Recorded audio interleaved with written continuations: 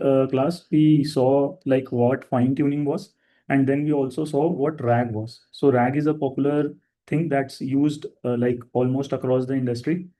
People use RAG flow to like index internal documentation and then make LLM answer based on those documents, right? So what we had seen so far is like, why do we actually need the RAG workflow, right? So we saw in the last class is like AI models have certain limits, right?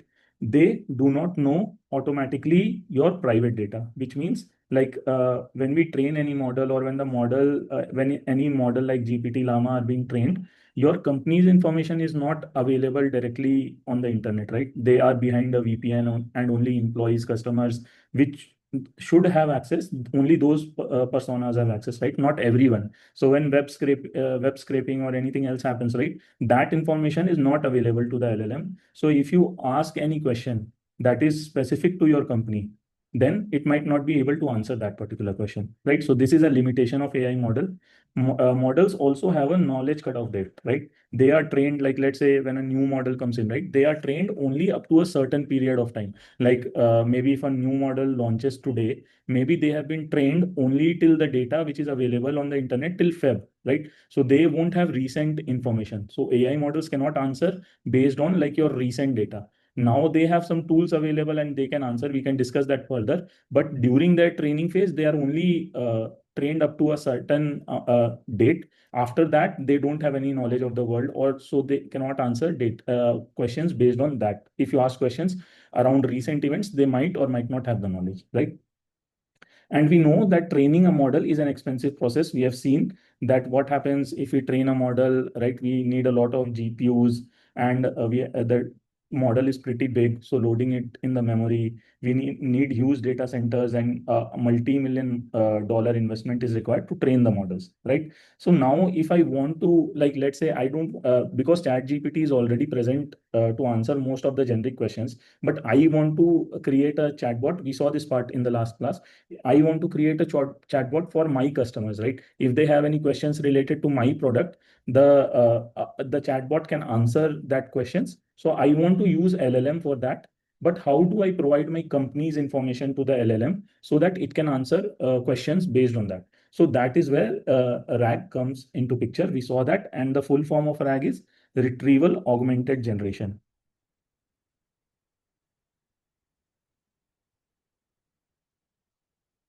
Right? And this is like whenever you, like I said, this is like whenever you start working in your company, any AI project comes into picture and you are working on it, right? RAG will be the first approach that you have to take or you have to consider. Agents, MCP, all those things, they build on top of RAG itself. But RAG is the core concept, how AI bots and stuff, they answer user queries. Okay.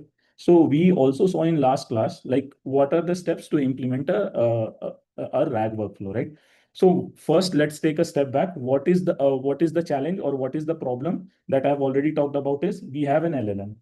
LLM is trained on internet data. It does not know about my company information. And I want my chatbot to respond to my user queries, my company's user queries, right? And LLM does not have that information. So how do I provide the LLM that context that this is my company data? Now answer based on that, right? So the first step for that is I have to take all my company documents, like whatever it could be. If you are creating an HR bot, finance bot, or let's say legal bot, or any other bot, or your product related bot, or any of the workflows or anything, right? Where you want it to LLM to answer questions based on that data. So what first step is, which is the offline step, which means like you have to take all those documents. Okay. Now, what do you do with those documents is you chunk those documents. And this step is like one time, we'll discuss later. Okay, we have these documents. Now we already saw that we chunk those documents using various strategies like sentence chunking, paragraph chunking, semantic chunking, and then hierarchical chunking. We discussed all those strategies in the previous chapter. What does chunking means? I have a big document of, let's say, 5,000 words. I break it down into 100 words each, so that I can feed it to I can store it in the vector database. So chunking is nothing but taking a big document and slicing it into smaller parts so that they can be stored and they can be retrieved, right? So we'll take also examples, like let's say if you have a PDF document in Q&A format, right? So what we do is we don't ingest the entire document. We try to chunk the documents in a way like question one, answer one goes into one chunk. Question two, answer two goes into another chunk. So we take a big document and chunk the documents in this way. Now, when we have we had this big document and we broken down into smaller documents. Now we take each of these documents and embed it. What does embedding means? Embedding means the same old thing. We take these smaller documents and convert them into vectors, right? We saw that we'll use a model which will actually convert them into vectors. We'll take each of these chunks and convert them into smaller embeddings, which what are vectors? We already know they are a bunch of numbers which carry the semantic information of this particular paragraph or this chunk. Like, what does it semantically mean? We already discussed in last class. Like, if I take a word like lion, apple, how do I convert it into a vector, right? How do numbers contain the meaning of the word? We have seen that several times. So till now, we have documents, we chunk them into smaller parts. We have n number of documents, we chunk them into smaller parts. We embed them, convert them into vectors, and then we store them into vector store. What is vector store? Vector database. It is nothing, but it's also kind of a database. But vector databases, what they do differently is they can store vectors. Our normal databases, they store text and data in the text format or row and column format, or like, let's say if you are using NoSQL in the document format, right? But vectors, if you see, they are mathematical data. So in order to retrieve or compare mathematical information, obviously a different kind of storage is required. So that is where vector databases come into picture. And we saw that some of the common vector databases are Pinecone, ChromaDB, FAISS, which is like in-memory vector database, like local databases, which you can use via prototyping. So this part consists of the indexing workflow. So you took your documents and stored it into the database. Okay, so this flow is done. Now what will happen is, now when you build a chatbot. Now when the users type in a query, let's whatever be the query, like for example, what is 2 plus 2, right? So first what we will do is we will again convert this query into an embedding using the same embedding model. Now, one point to note over here is the embedding model in this step and the embedding model in this step should be the same, because you are, let's say, using this embedding model, you are converting words into a vector which is of like 380 dimension, right? So here also the vector, which when you have taken the user query, it should be converted into the same dimension, because we have to do a match, right, to retrieve the document. So if the model used over here and here is different, then it can go wrong. So we have to use the same embedding model. Now we have the user query, we converted it into an embedding or a vector. And now in the vector database, we will do a search. Okay. That what are the documents which are relevant, right? Now, as I said, right, vector databases don't do like normal Elasticsearch or all these or all these database, right? They can do a word by word matching, right? Let's say if your document has the exact word, right?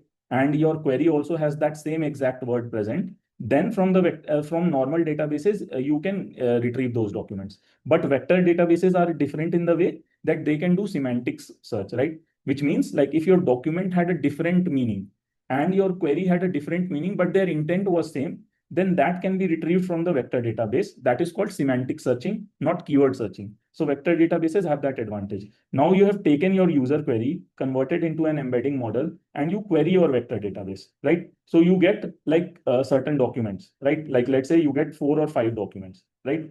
Now what you do is you do some re-ranking of the document or you do some additional steps. We'll discuss this in detail in the next class. But for now, you think that 4 or 5 documents are retrieved from from that vector database. Now, what we will do is we will take all these 4 or 5 documents and my user query and pass it to the LLM. Okay. Now the LLM has the question, has certain articles which can have the information related to this question. Now now LLM will figure out whether like based on your question, what is the right answer, and it will give the user the formatted response, right? So what did we do over here? See, our company database or our company data was not available to the LLM. How did we make possible that the LLM has that data? I took those documents, stored it in a vector database. Now, when the user is asking the questions, what I am doing is I am looking up the vector database first, retrieving some relevant articles which might have that question, and then passing it to the LLM. So now LLM does not have to answer from its training. but it has relevant articles from the vector database. It will take that into context and format the response or find the, so I have given it 4 or 5 articles which might have the answer. It will find the relevant article and generate a response for the user. So this is how we provide the context to the LLM based. This is the process actually via which you provide the LLM the context or the data on which it is not trained on. See, LLM was not initially trained on this data, my company data, right? But I gave it my data that based on the user query, these are some relevant documents that might have the answer. So just answer based on that, right? So this is, we saw in detail the RAG workflow, like how does this work? So I'll take a pause and we'll go into the program. But over here is the concept making sense, because the concept is really important. That how LLMs can, or how chatbots, right? AI chatbots that you're developing, how can they answer your company specific data? Yeah. Any questions on this part? Or this should be very clear. The mental map should be very clear that what are we doing over here? And then we will go into each of these layers and see the program, how do we actually do it. But is this clear, the mental map? Yeah, I have a question, Ankit. Generally in Copilot, we have work mode and web mode, right? So how that will be differentiated? That is also based on RAG only? So work mode and web mode. I have not used like Copilot, but what I can think about is, so ChatGPT also has like search from the web, right? So Yeah. modern LLMs, what they do is they also provide you like I said, right? To this context, what I was trying to say is, like, how do you provide the latest documents to LLM, right? Let's say your company specific scenario, which I said, that even if you go to web mode, it cannot answer, right? Because Yeah. mode also will not have your company specific data, right? So that is RAG workflow. But to your question, Swati, what modern Copilot and other tools do is they provide tool calling to LLM, by which what they can do is, like, they can perform a Google search, right? Like before that, what used to happen is LLM will straight away say that if you ask it a recent question, right? Like FIFA World Cup is going on. So who won the last match between Germany and Argentina? It will say, I don't know about this because my training data is limited to this particular time. But now what this Copilot and other things they have done is they have attached a tool call to LLMs, wherein what they will do is, like, think of like Google search as a function provided to LLM. So LLM will say, will figure out that, oh, it's asking about some recent event. I don't have that answer from my training data, but I have a tool available to me, which is called search. So let me go and search. It will think of it. It will go and perform a Google search. Okay. Then it will Yeah, get an sometimes it shows article. searching in the web. Yeah. Correct. Yeah. So it will show you searching in the web. It will search the web. Same. It will get top 10 articles. It will get those articles, do a reasoning around it, and then give you a response. So that is what happens when you use that web mode and this other mode. Yeah. Does that answer your question? Yeah. Okay, but the distinction is clear, right? Even like if you go to web mode and if you say that answer like you ask a question related to your leave policy, your company's leave policy, it might not able to answer it until and unless you have used a RAG workflow in your company's internal workflow, where your company's internal documentation is available to the LLM, and then based on it, it can answer those questions. Okay.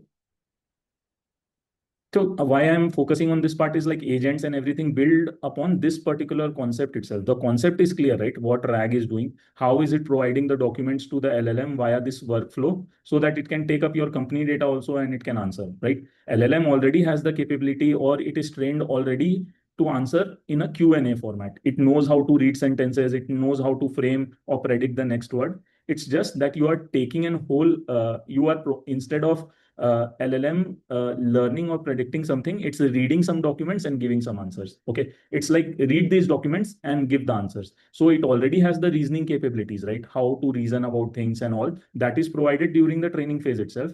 Now we are just telling utilize these documents to give me some answers. So that is how, like, modern chatbots or modern AI bots. If you go like at Make My Trips website or any other SaaS product website and you see AI bot, right? So that is what they are doing. They have taken the company database, they are providing that and stored it in a vector database. And then when a user types in a query, first they do a semantic search. Okay, fetch me 4 or 5 articles that have a similar context, right? Then pass those 4 or 5 articles to the LLM, and the LLM will now see that, okay, the prompt becomes like this, that, hey, I have these articles, these 5 articles which can have this information. I'll reason out and figure out which is the topmost article which can answer the user question and generate a response. So yeah, that is the workflow. Okay, till this point, I hope it's clear. Now let's go, because I will go into the program right now. So you have to keep into mind what's going on in the overall RAG workflow, so that when we talk about the program, it becomes step by step, it becomes very clear that how do we actually implement it. Okay, let me share my other screen. Can you guys see my screen? Yes. Okay. Yes, thank you. So what we will do is we will take a basic example. I will explain the concept. Okay, what actually it means, the workflow, but across it will be the same workflow used. Okay, so what we will do over here is we'll build a legal bot. Okay, what does that legal bot do is, like, let's say if I am a company, I have a product, and I have some documents, right, which is like terms of use document, privacy policy document, what are the cookies that I save on my website or when I do, what is the end user license agreement, right? So these are some documents that I generally have. And when the users come into my website or use my product functions or the legalities of my product are according to these terms of document. Now, what previously used to happen is like people have to go through all these terms of use, and if they have any questions around it, they have to read all these terms of use of the documents, right? It's like when you can also think of it like when you use a product, right? There is a product manual where they give like, hey, this is how the product works, this is our sample privacy policy, this is our cookies policy and user agreement policy, right? So now what we will do is, and think about this, right? These terms of these policies will not be available on the internet, right? These PDFs, or what we will do is we will take all these documents and build a small bot which can answer any questions which is present in this particular document. Okay, using the same RAG workflow. Okay, so this is like, see, online it is present. I have taken this from this particular website itself. Okay, these documents are present on this website. Okay, so now let's go into one by one into what we will do, the entire workflow which I talked about, right? The RAG workflow. So vanilla RAG. So this is the first session. So what we will do is we'll build a legal bot. Okay. What does the legal bot do? A chatbot that answers question about a SaaS product's legal documents, terms of service, privacy policy, cookies, and user license agreement. All these documents, like I told you, right? They are from the terms feed site. Terms feed site is nothing but if you create a product and if you want to create your terms of service privacy policy, this site generates that. Okay. Now what we will do is, now LLM or our chat or OpenAI does not have this information at all for my particular company. I have a XYZ company, and this I have restricted on I have provided this information on my website, but my website is behind a VPN. So if I go in and try to access this information, I cannot do that because it's behind a VPN. So the LLM or the chat GPT will not have answers to these questions. If I ask like, what is the end user license agreement for my product, ChatGPT cannot answer that, right? So now we will use the RAG workflow to see how we will make ChatGPT answer these questions. Okay, how we will be providing it the context. So like I said, what we will do is the pipeline or the RAG workflow consists of 6 steps, right? First, we will take the PDF documents and do some cleaning and stuff. What does cleaning means? If there is any PII information, not so safe information, we will we'll take the documents and we'll parse and clean the document. Okay. Then, like I said, there are long chunks of data, right? So we'll break them down into smaller pieces, right? What do I mean over here is let me take this. Okay. So I will take this whole PDF document, and if you see, right, there are different sections in this document. One is like terms of service, then there is interpretation and definition, right? Then there is the acknowledgement section, then there is the user account section, right? So all these different sections might have answers to these different sections over here, right? Like if I want some user account information, it will be around this particular chunk, right? Or this particular section of the PDF. If I have any question about content and backup, the answer will be in this particular section of the PDF. So what I'm trying to do over here in the chunk phase, right? I am taking this PDF document and breaking it down into smaller chunks. Like I will take this section, I will take the entire PDF and break it down into section wise, right? So this is what chunking means. Like copyright policy becomes one chunk, content and backup becomes one chunk. This becomes one chunk, right? So this is what chunking means, taking a PDF and breaking it down into section wise or relevant section wise, right? So this section contains information about collecting and using personal data. on my website. So I will take the whole PDF and create chunks and break it down into smaller pieces, right? Then we will embed it. Embedding means converting into numerical form, right? Vector representation. So we will take these smaller chunks and then convert them, each of them into separate vectors. Then we store them into vector database, right? We'll see this part so that the information now becomes searchable. Now, when a user query comes in, or when I go to my chatbot and I type in a question, from this vector database, I will pick up top 5 relevant chunks, right?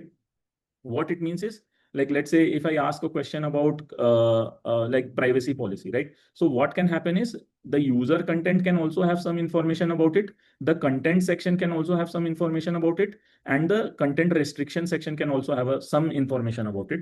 So what I will do is, when a user query is provided, I embed it. And then from the vectors database, I will fetch all those 4-5 sections that I think can have that answer, right?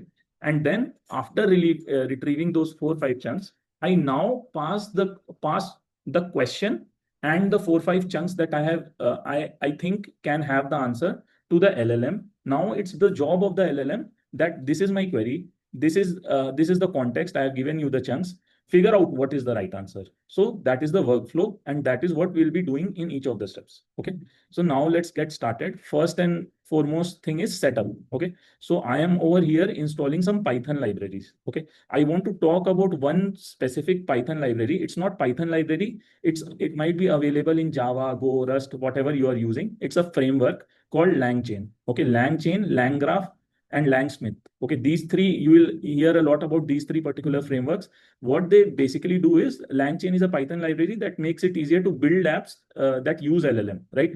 Think of it like if it gives you all the functions which are related to these particular phases, like some library functions, right? Think of it like if you have to, there are like, let's say if you have to calculate the Fibonacci series, right? So there are two ways, right? One, you can go and write in the program one by one, line by line, right? Or you can import a library and call the function over there, calculate Fibonacci. So the LangChain, what it does is, it's a library kind of thing or a framework kind of thing, which gives you out of the box functions, which can help you in each of these phases, where you don't have to write down particular functions for each of the phase. It solves for you. You directly have to call that function and it can give you the answer. Okay. It is not very specific to to the tutorial over here. It's an industry standard. LangChain and LangGraph, you will LangChain, LangGraph, and LangSmith. You will see these libraries mentioned across all of the times, right?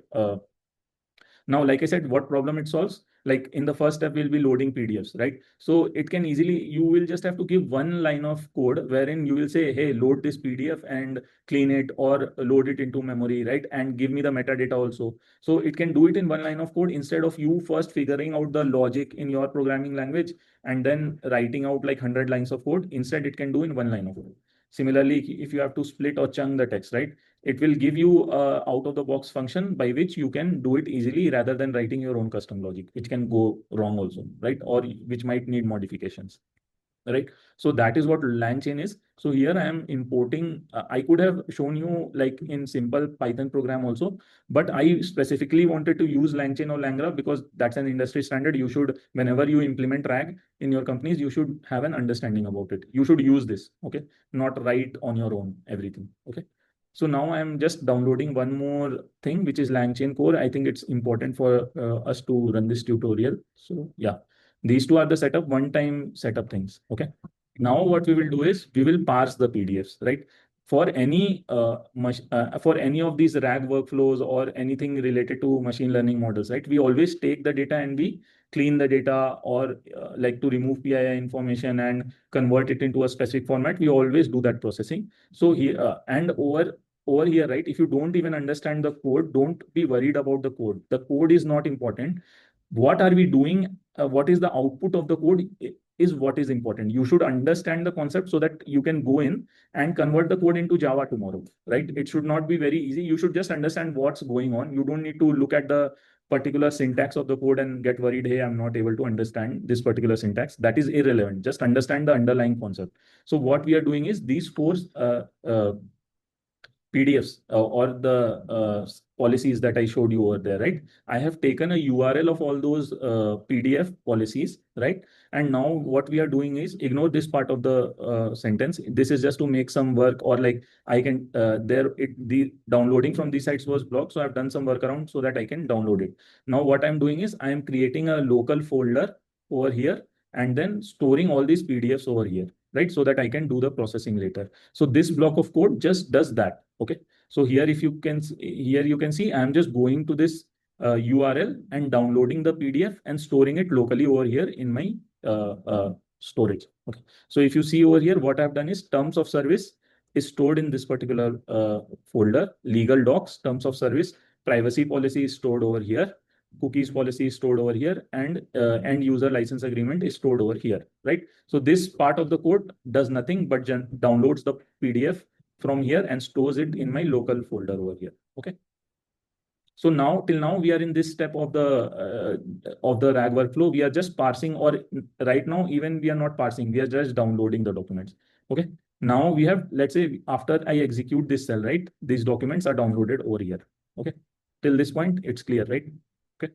Now I am just installing one more Python package. It's necessary. We'll see how it is being used below. So I'm just downloading that as well.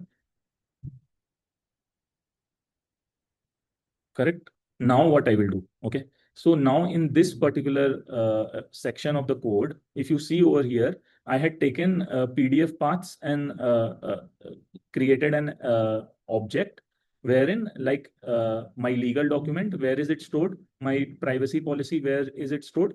Basically, just taking the name of the document and creating a key value pair that this is my document and this is the part to the document, right? So this was the output of the first step. Now, what I need to do is I need to take these documents and do some cleaning on the document, load that document, and do some cleaning of the document. What actually, so we will do that part in over here. So look at from this line of code. Okay, we are creating a docs array.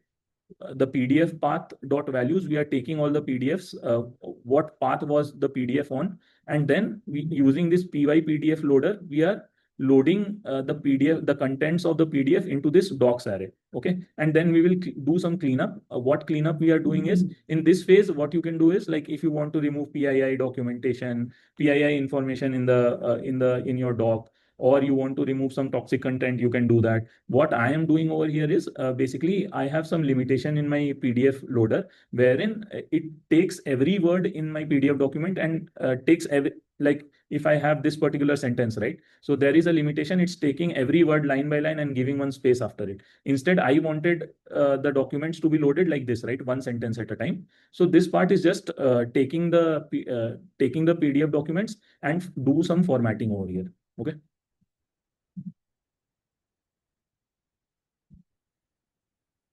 Let's run. So if you see, right, what it says is after parsing the PDF documents, right? I downloaded the documents in this path. I am now taking it into this docs array. After parsing 4 PDFs, I have in total 35 pages loaded. And then what I'm just doing is show me how these docs look. Like, I'm taking up the doc 0 and I'm telling just show me the top 500 words in it. Okay, or top 500 first 500 characters in it. So it's just showing me that total is 35 pages. 4 PDFs had total 35 pages in total, and this is how it looks like, the top 500 characters. So now I can see that my PDF has loaded correctly into this docs part, because now it's not broken down into individual words, but I can see sentences over here, right? So this is what we are doing again. So why I have kept it in this format is, like, when you prototype, or when you so obviously when you build a RAG workflow also in your company, right? This is how you have to do the cleaning, and you have to see step by step. It will not be in one go that you will figure out that this has to be done in this way. You have to take your documentation, your PDFs, and see how can I break it down, how should it look like, and all these things. While here it looks very easy, but when you do it for your company, you have to figure out, and this is how you will have to break it down step by step and see how it looks. Okay. So now again here, I just want to see, hey, what is the page content I have, and what are some sample metadata for that particular page. So it's again just showing me like 300 characters of my doc 0. right? And along with every page, right, I store some metadata, right? What does that metadata means? Which means like, hey, this particular, so what I've done is we have taken 4 PDFs, right, and stored it into this docs array. So now, so that we don't lose the information that this particular chunk or this particular sentence, not sentence, but this particular chunk came in from this PDF, right? Out of 4 PDFs, now I have combined all the pages together. But I want to store the information that what chunk was coming from which PDF. So I'm storing some metadata as well over here, right? Along with the docs. So I'm storing that for page 1, which PDF or which file was it coming from? That is stored as the metadata, right? So over here, you can see the title. This is the metadata and the source, which is the name of the file, right? So I have my docs and some metadata I have around it. Okay. So now this is ready. Okay. Now what we will do is, now we will chunk this data. Okay. Like I explained, we'll break this data into particular sections. This can become one section. This can become the second section. So I'll chunk it accordingly. In your workflows, this particular thing is very, very important. How do you chunk it, right? Because based on how you chunk and store this information in the vector database, like when you do a semantic search, it should pull the relevant chunk, right? So if you don't chunk it correctly, like let's say you just chunked this part, right, and then this part separately, right, and then this part separately. When we do the matching, this part all together has the answer, right? Not just this part, not just this part, right? All together they have some context. So if you don't chunk it correctly, it might not give you the right answer. That is a common pitfall that happens in RAG workflow. So we have to do it correctly, right? So now over here, see, we are using this recursive character text splitter from LangChain, like I saw, right? Like I told you already, if this would not have been present, you would have to write a sample program in Java, wherein you will read this document, figure out how to break these documents like this, like in smaller chunks. But since LangChain already provides that, I'm using a function that is already provided by LangChain. Okay, what do these parameters mean? Chunk size means, hey, chunk size 100 means make each piece about 1,000 characters long, roughly 150 to 200 words, like a short paragraph. Okay, so we can specify over here how many chunks do we want, how do we want to break down the document into chunks, right? So this says that take 1,000 characters and form one chunk. Okay, chunk overlap means is like, let's say you have now, what does chunk overlap means?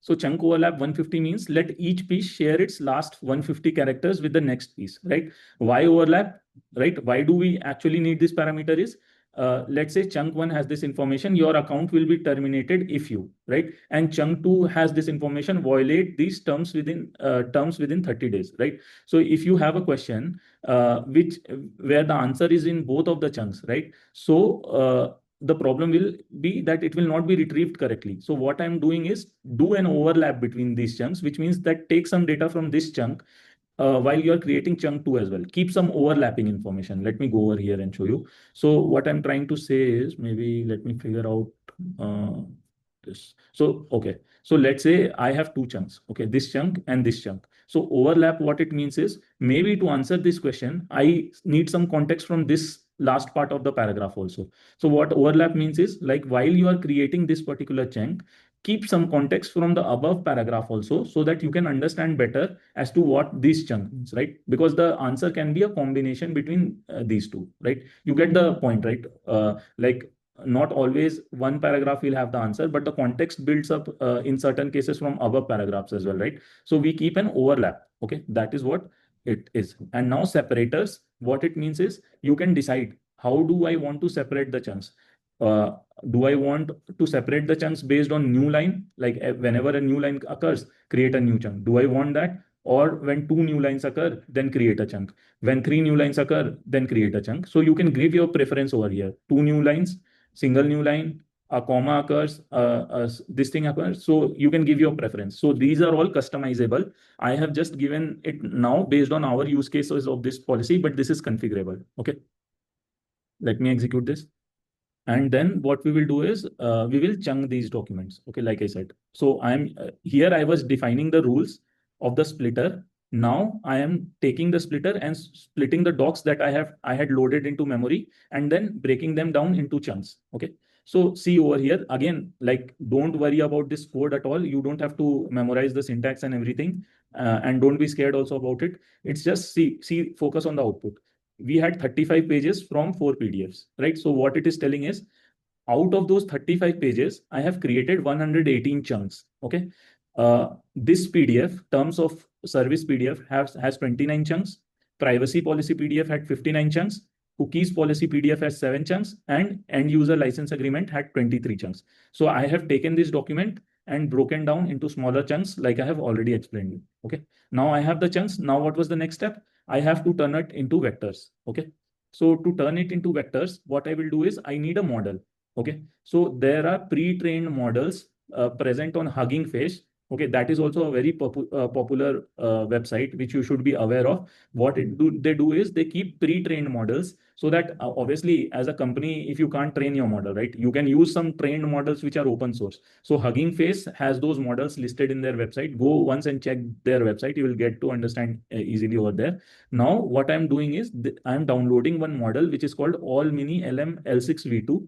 Okay, which can run on CPU. I am taking that, so that what this model does is it takes input text and then converts them into vector. Okay, so I'm downloading that model from Hugging Face.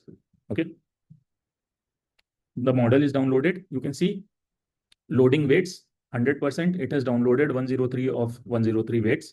Okay, now what I will do is, hey, I have downloaded the model.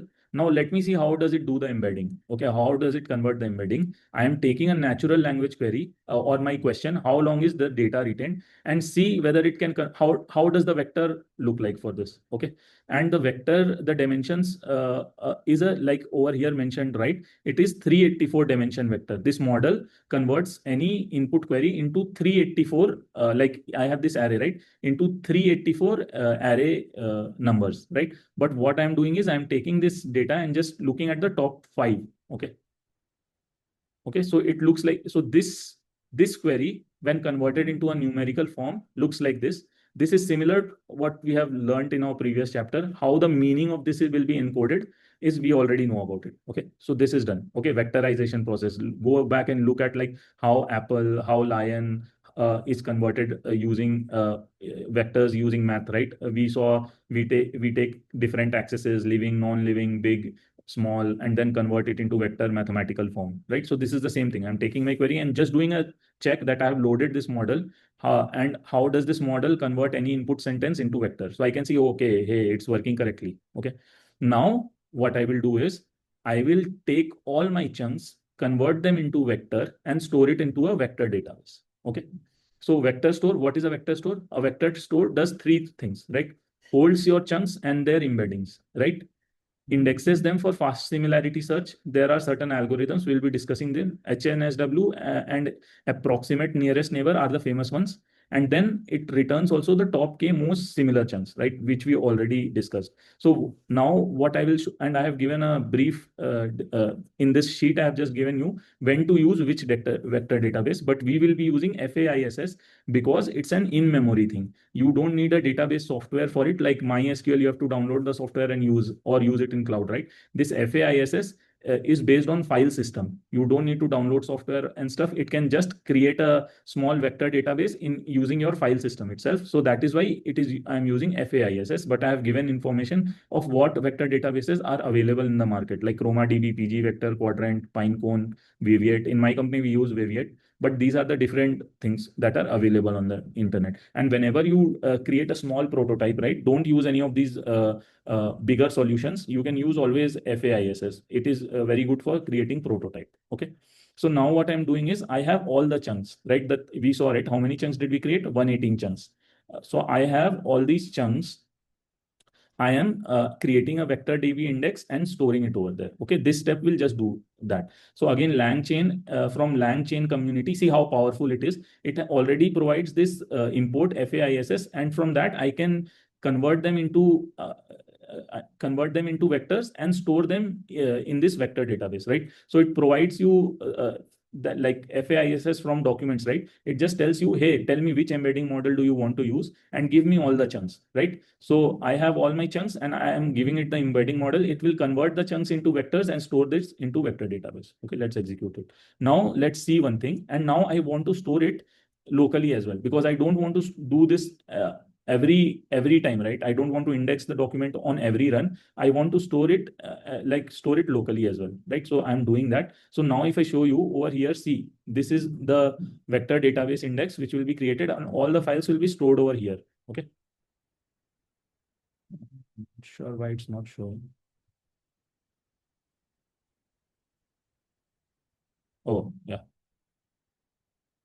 So now you can see, right?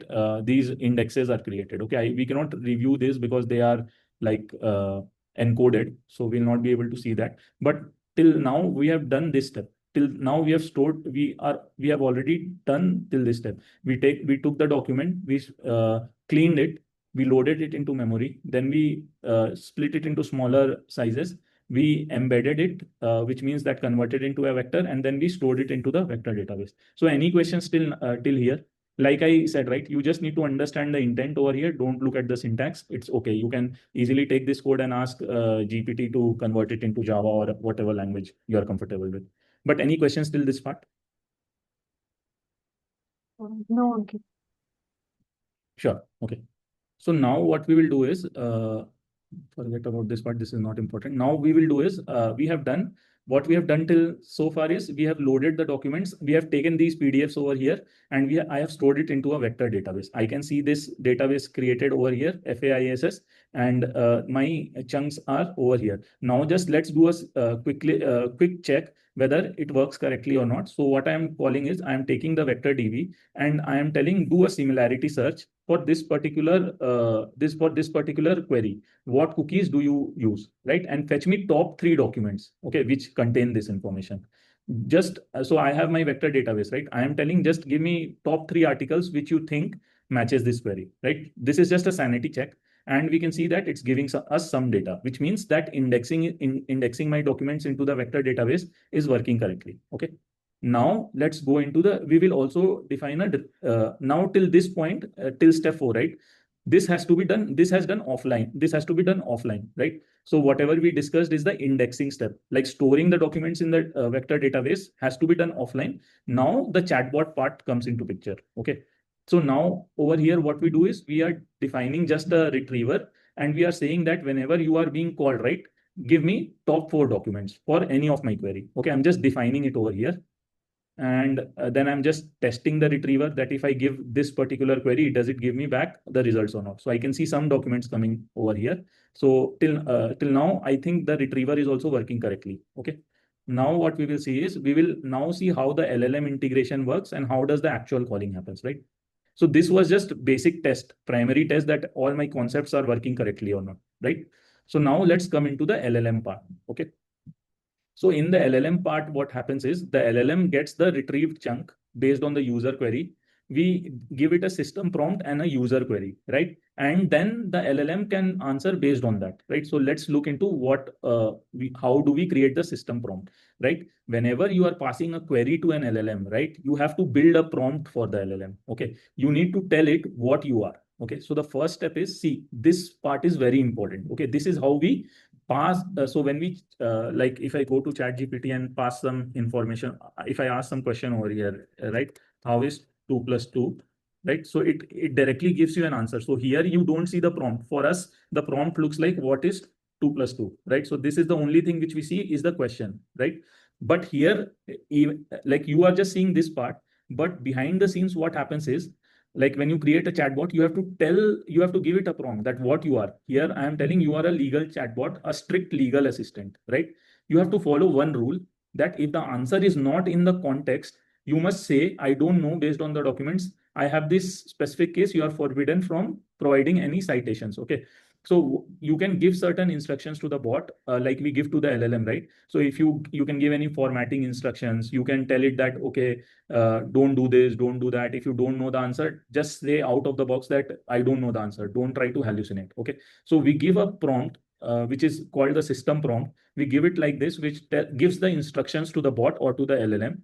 Then these are placeholders. We will provide the context which we have retrieved from the vector database, the articles, and the user query. Okay, the question which you type in, like your user types in over here, whatever is the question, just give it over here.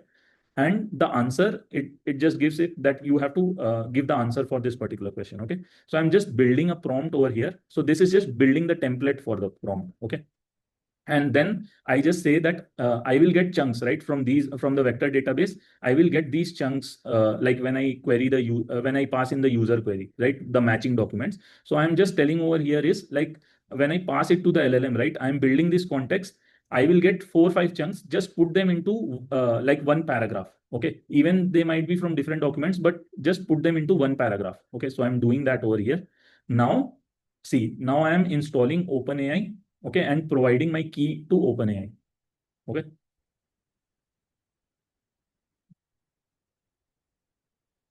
I am telling that I am downloading the OpenAI SDK, like from Python package manager. I downloaded OpenAI, and I am telling, hey, I want to use this particular model, right, which is GPT-4o Mini. I think we discussed this in the first class that we can install this SDK from OpenAI. We can specify which model we want to use, and we can provide the API key for that model, and then use this. Now, till this point, what do we actually have? Right now, see the magic over here. Now, OpenAI does not knows my company's policy, right? Terms of service, sample privacy, cookies, and all those things. But now see, how will it answer if I provide it queries, right? How can it answer those questions also, right? That is the whole magic of RAG, right? So now see, my questions are like this. What types of personal data are collected in my software?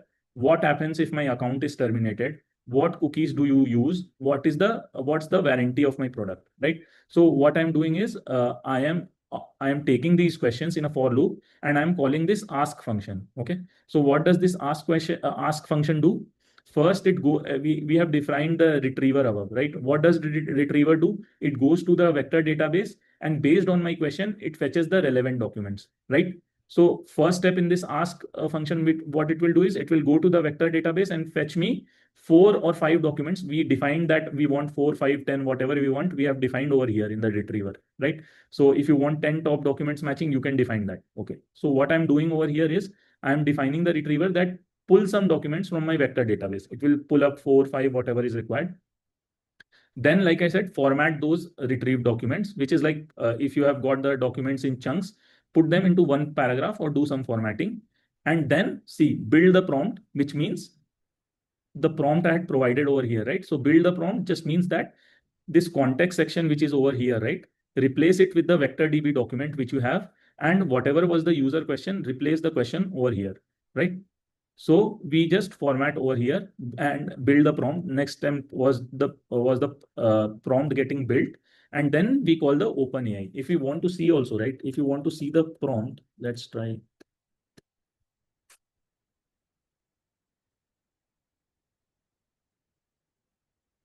Okay, we'll see what the prompt also looks like. And then we call in the ask function, we are actually calling the LLM, and see, we have given all the things to it. What is the role is the user, and the content, and what was the prompt. Okay. Now let's ask these questions. Okay, I think one thing, it might become confusing for you guys. I gave that prompt, right? So it became long. Just give me 1 second. I think I need to first give you guys the context, and then we will bring the prompt. Okay.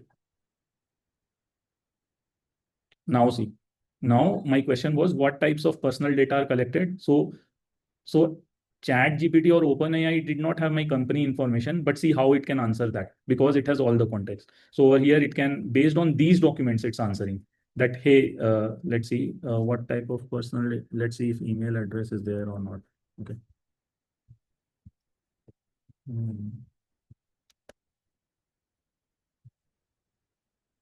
See, so I asked it, right, what type of data is collected. So OpenAI, ChatGPT did not know it, but see, it based on this document, it can answer this question. That the types of personal data collected for our email address, first name and last name, phone number, address, state, province, exactly same whatever is listed over here, right? Now, if my second question is, what if my account is terminated? right? So it can answer this from these docs that what will happen upon termination. Upon termination, your right to use the service will cease immediately, right? And it's giving you the source as well, that where did it find this information from. Over here also, you can see it's citing the source, that where did it get this information from. What cookies do you use? This information is also present in this cookies thing, right? See, essential cookies. Let's see here, right? See, necessary essential cookies, what type of cookies you are using. So it gives you the information. Now, one more interesting thing over here is it did not, in these 4 documents, it did not have this answer, what's the warranty of my product. So we gave the system prompt, right? That if you cannot retrieve any document, right, just say that I don't know based on the documents I have. So this information, what warranty, is not present in any of these 4 PDFs over here. So it could not retrieve relevant chunks. So it will just say, I don't know based on the documents. Okay. What we can do is we can take a look how this works, and we can print the prompt also and see what document it retrieves and stuff. Let me run this again and run this. See, it first, so first is, see how it formatted the prompt, right? First print is printing this prompt, right? So how did it format the prompt is, we had given this information, right? You are a legal bot, and all these instructions we have given, and see now how the context is replaced, right? In this context, between these 2 headers, right, context and context, it has all the information which it has pulled up from the vector database based on the user query, which was, what's the warranty of my product. It pulled some information which had some of this information, and then it took all of this information and passed it to OpenAI. And looking at all of this, right, to OpenAI, if you see, this is the whole thing, right? This is the whole thing which it will get. Like when I type in 2 + 2 over here, right? So it gets this input and gives me the answer. So right now, OpenAI will get all of this, okay, and then it will give you the answer. Like this here, it gives you the answer, right? Similarly, I'm calling OpenAI via API, and it gave me this particular response. I don't know. Let's see over here. I think it hallucinated a little bit. It had some answer, but it said that I don't know the answer. But you get the workflow, right? What's going on over here. So what did we learn just now? We take our documents, some sample document. How do we make? And one important part, what did we learn over here? See, I took an OpenAI model, which had no information about my internal company docs. I built a workflow so that OpenAI, also using OpenAI as well, I can answer those questions, right? So what did I do? I took my company documents, I parsed it and chunked it, embedded it, converted it into a vector, stored it into a vector database. Now, when a user is passing any of the queries, I first look up the vector database, do a semantic search, that what are some documents which might have answer to that question. I pull those 4 or 5 documents, and then I generate the answer. So we looked at all of the workflow. So this is what RAG is. Okay. I know the program might be a little difficult to understand, but like I said from the beginning, understand what we are doing in each of the phases rather than the program. Okay, let's do one thing. Let's quickly revise this once more.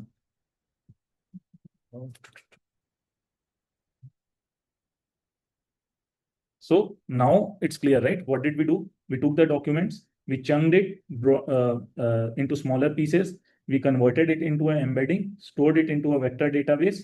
Now we built a chatbot application. The user passed in some query. I converted the query into an embedding, then looked up the vector database. Hey, vector database, what can answer this particular query? It gave me 4 to 5 documents. I took those 4 to 5 documents along with my question, my query. I gave 4 or 5 documents which can have the answer. LLM has the reasoning capability already. So it will look at the query and the 4 or 5 answers. It will figure out what is the right answer. Then it will generate a response and give it back to the user. So this is the overall RAG workflow.